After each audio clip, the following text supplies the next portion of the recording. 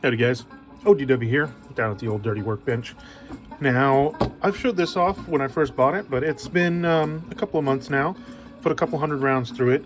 Thought I should give an update and, well, I'll just cut right to it. Let's fix it, because we got some issues.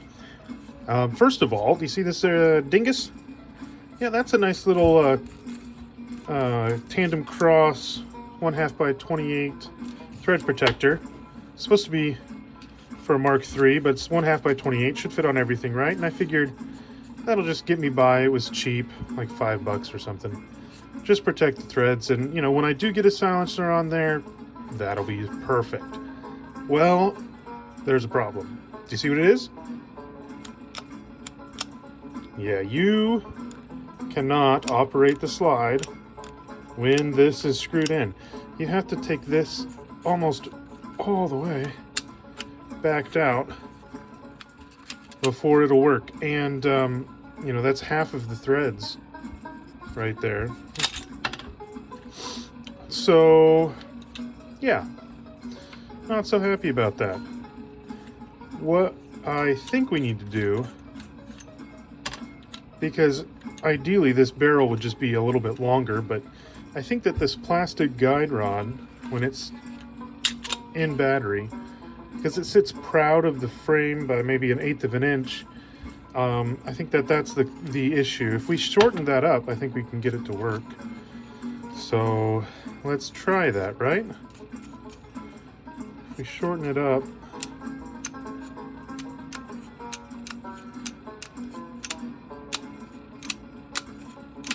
yeah, that's about where we need it to be. That's the spacing we need. There's about another 1/8 of an inch between the end of this guide rod to the flat of this muzzle protector. So we probably have maybe 1/8 of an inch to work with, but put the snap cap in there, dry fire it, pull this back just a tiny bit, disconnect her down, boom, now that's off. Take the guide rod out. My only concern about the removal process is the fact that we will now be exerting a lot of force to retain that spring solely on a tiny little nub of plastic.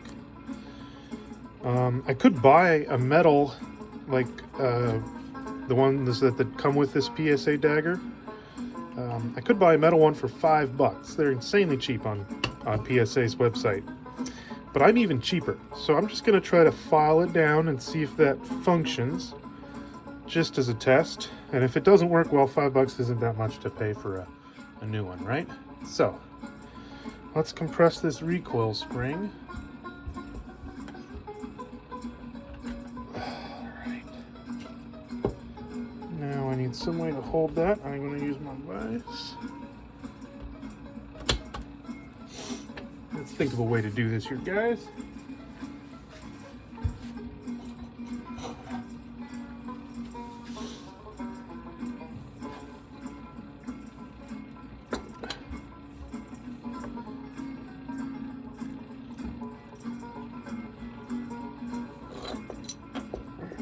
I don't want to mar up that cylinder, do I?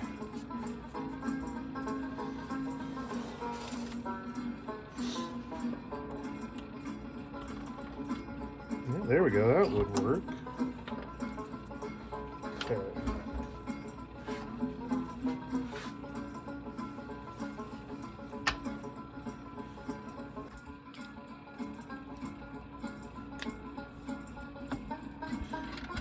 Yes, I think that would work. Alright, so now, shoot that around.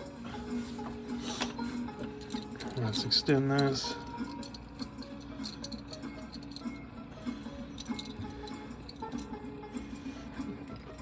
Here.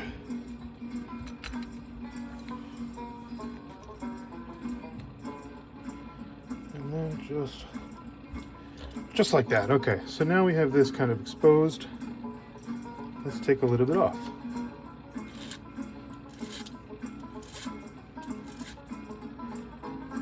And we are doing it a little bit.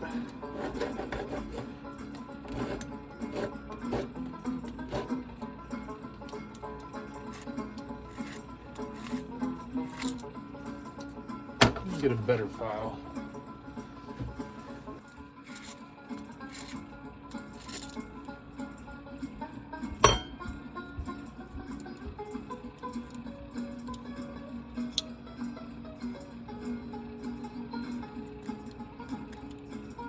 Huh. That appears to be a separate piece too. Interesting.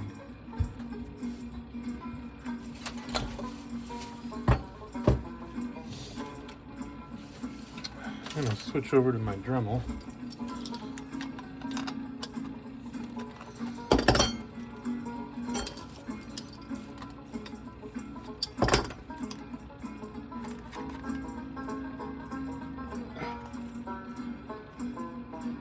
There we go. So they're tight.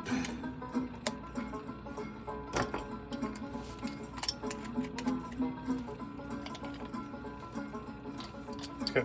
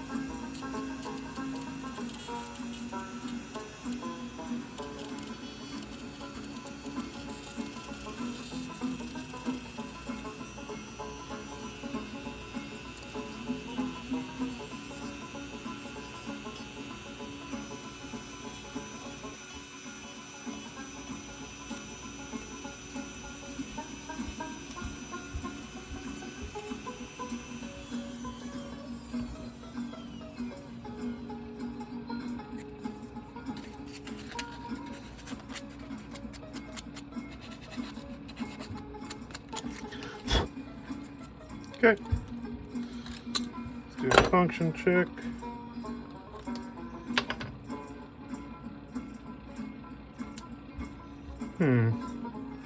Barely holding on there, guys. That thing is just so close. But let's see if it works now. It is more difficult to line up this hole without that extra guide rod. But see how much smaller that is now? That's about where I wanted it. Perfect. So let's give it the old 1-2.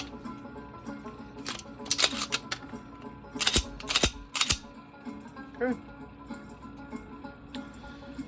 Let's add it on.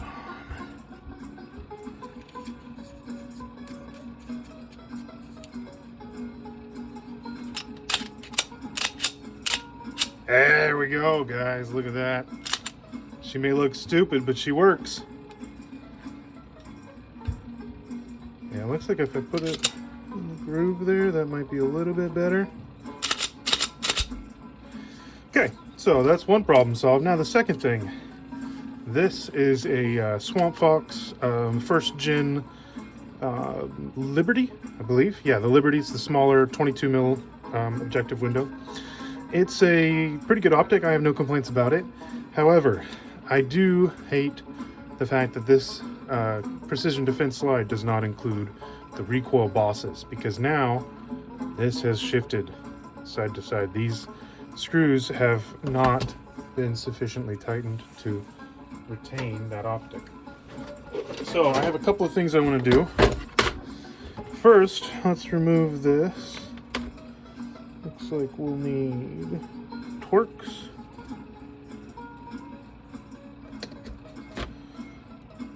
Oh, there we go.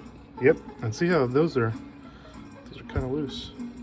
That's not even less than finger tight there. Yep, less than finger tight. So that's probably me. I won't chalk it up to the precision defense slide all the way, but we definitely can't let that stand. So let's Loctite them. Interesting wear pattern on them too.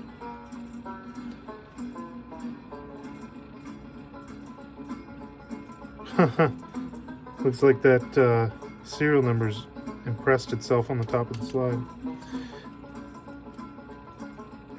It looks like there was some factory Loctite on there, but that obviously did not work.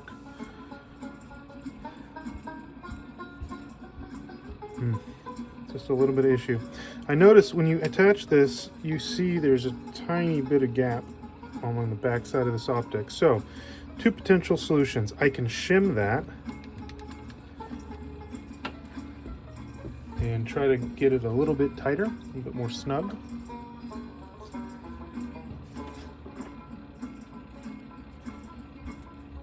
I can use something like this to do that.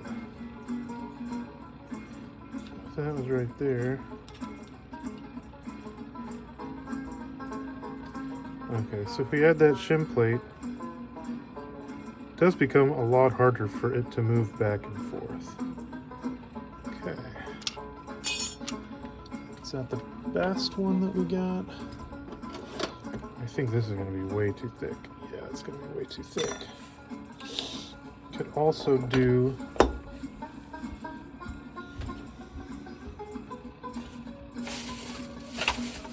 some of this thin aluminum.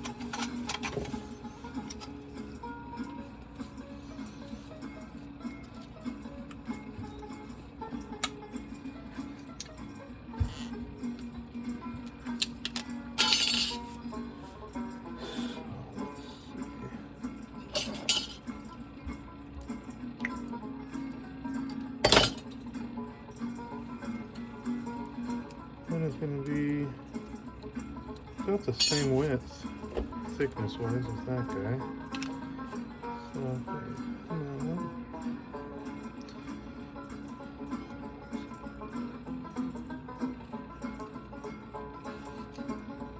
that is actually a little bit tighter.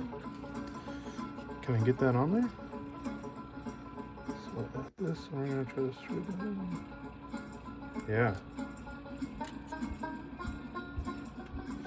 Let's set this down in the pocket first and see if I can.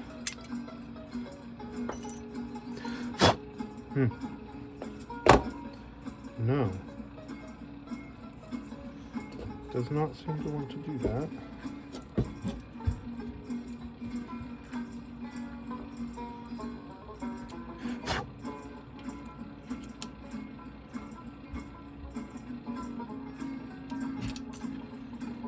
Yeah, it does not seem to want to do that. It will go in with this guy. I don't like that though.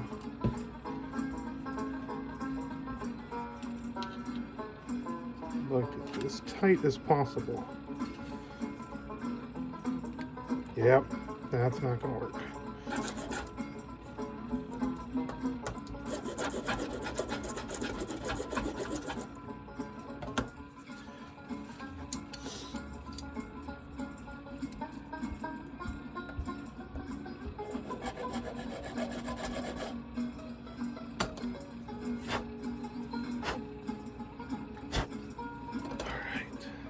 That is a very thin shim, guys.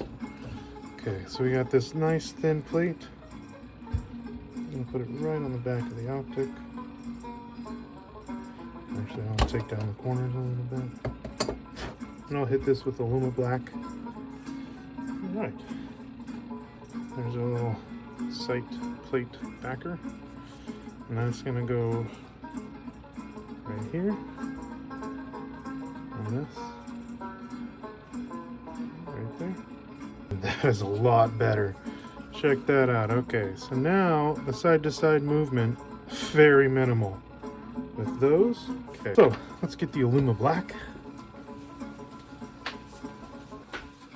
This is Luma Black from Birchwood Casey. Very foul-smelling stuff. Be careful with it. But it does do a pretty good job with these guys, with aluminum parts. I like to do something like this.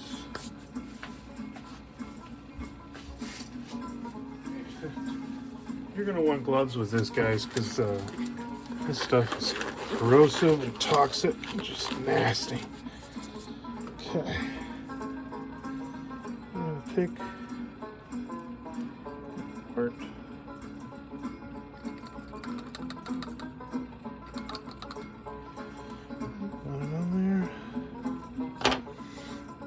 Oh man, it smells like sulfur farts.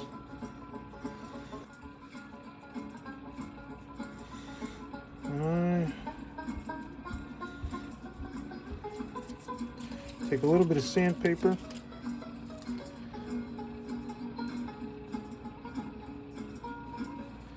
And I like to take that and kind of rub it into the part.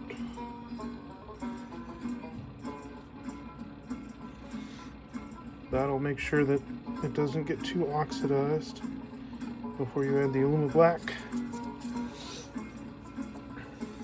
Make sure that it's nice uniform coating. So that, I'm gonna, whew, before that starts to smell too bad. I don't think I got all the paint off of it. Okay. So there you have it. There's your blackened part. I'll let that dry completely. There we go. Now it's on. So that plate is wedged right in there. See it. This is the plate I added right there, right in between these two sections. And you can still kind of see it. Right there. Right there. But that's much tighter back and forth. So you can see it's still directly above the screw holes. And it's on the front of that arm out cut, which is, you know, scalloped. But that offers a much better lockup.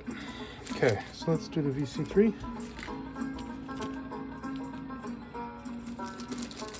So VC3 is reusable Loctite is what I've been told. I've never used it before. This is just a little trial packet. We're going to give it a go. Massively overbuilt scissors. Yeah.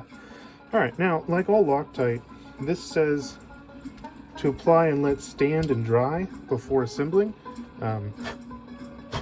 Pro tip, if you didn't know you were supposed to do that with Loctite, yes, let it dry a little bit before assembling. So that's a lot. Probably enough to coat these threads here too.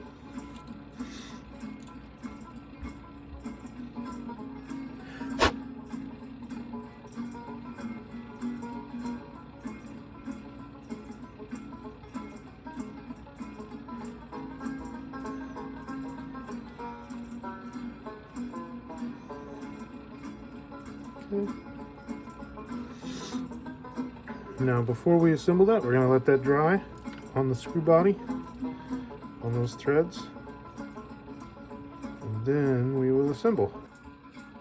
So I will be right back. Alright guys, we're back.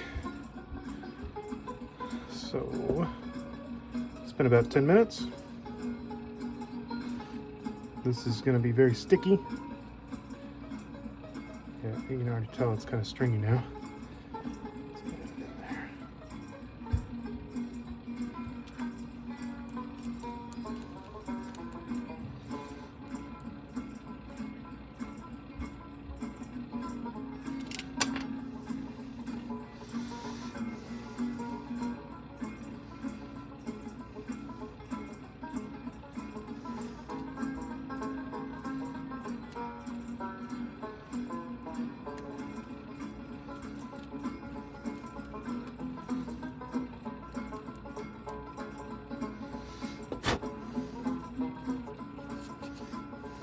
Okay.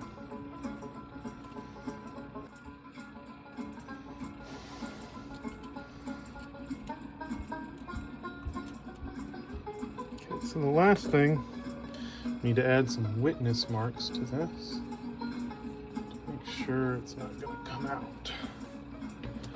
So let's get some white paint. All right, so those 2 witness marks should tell me if this starts to walk again. And yeah, we'll go from there. Both of those are very tight. Okay, well, there she is, guys. 200 rounds in, and this has been a pretty reliable weapon.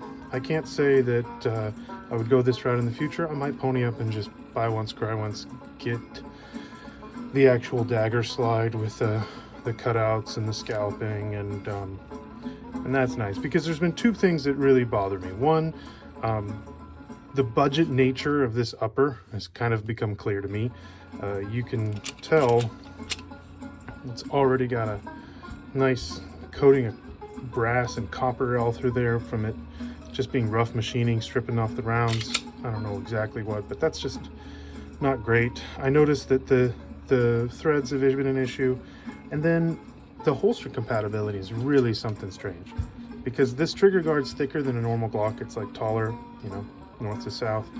It's not going to fit in a Glock handguard or a Glock holster grate, but because it doesn't have the dagger profile on the slide, it doesn't actually fit any of the dagger slides either. So that's a bit of an issue. That's something that I kind of wish I'd figured out before, because holsters are mandatory, you know, and if you can't get a holster for a pistol, you're really shutting down the pistol. Lastly, I will say that the Swamp Fox optic has been great. Don't have any problems with that. The actual reliability and the function of this gun has been great. There's been no failures to fire. One failure to feed, I believe, with the plastic ETS mags. My standard Glock mags have been rock solid. Everything else is just pretty good, but hopefully now it'll run a lot better. I got the thread protector on there now. It seems to run pretty good. I'll take it. Well, that's all for now. Thank you, guys.